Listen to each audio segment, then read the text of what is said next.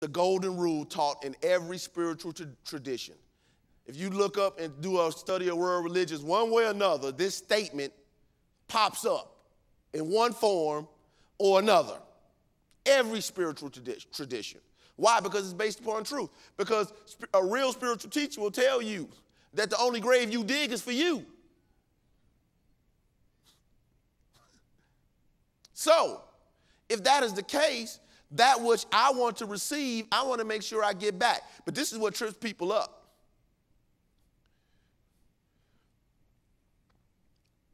They expect to get it back from the person they gave it to.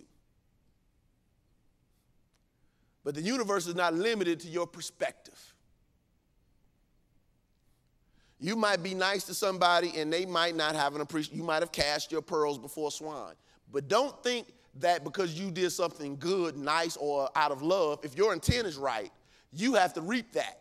The intent, not the action. The what? Intent. Why? Because I could do something. I could walk up to somebody and say, oh, I just love you. Let me help you out. But I'm really seeking to manipulate them.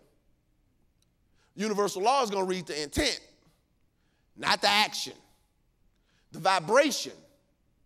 You get the point?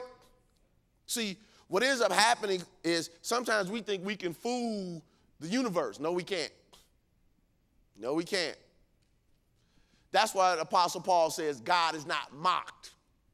Whatever a man sows, so shall he also what? Reap. I like that. God is not mocked. Universal law is not mocked. Divine principle is not mocked. The soil of the earth is not mocked. You can't plant watermelon seeds and think you're going to get tomatoes. It's not mocked. Everything has to be in order. And what we plant, we receive. What we send out, we get back. But it doesn't mean that we always will get it back from the channel that we gave it to. Don't allow that to stop you from being loved. Now, that doesn't mean you don't use discretion. In other words, we don't want to have, what's that, is it Gladys Knight? I'd rather be in your world than without you in mine and all that. We ain't talking about that type of stuff. Loving you is wrong.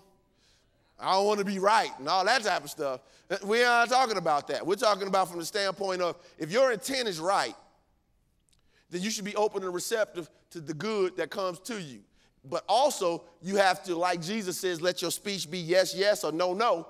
Those who can't appreciate who you are and what you're about, you have to say no to. And that has no judgment on who they are as a person. It's just you and me don't align. And we don't complement.